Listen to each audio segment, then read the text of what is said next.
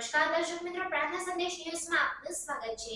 હાલોલ તાલુકાના શિવરાજપુર ગામે સસ્તા અનાજની દુકાન ખાતે જિલ્લા પુરવઠા અધિકારી દ્વારા આકસ્મિક તપાસણી હાથ ધરવામાં આવી।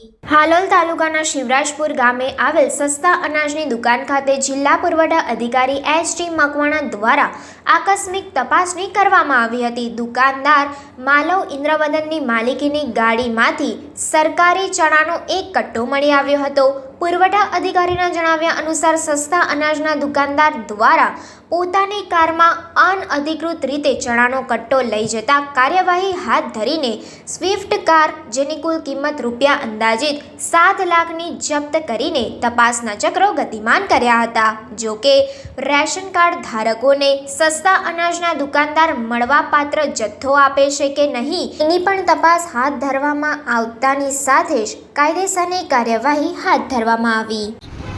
જો ભાઈ પંચો આ ગાડીમાંથી આપણે ખોલવામાં આવે છે જે સીટ 9થી 181 બરાબર છે।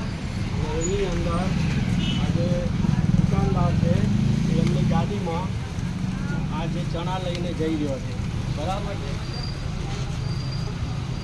હા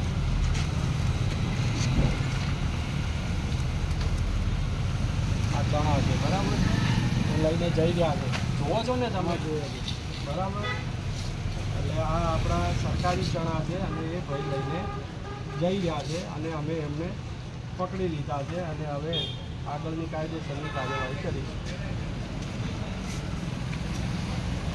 પ્રાર્થના સંદેશ ન્યૂઝની તમામ લેટેસ્ટ અપડેટ્સ માટે ચેનલને હમણાં જ લાઇક, શેર અને સબસ્ક્રાઇબ કરો।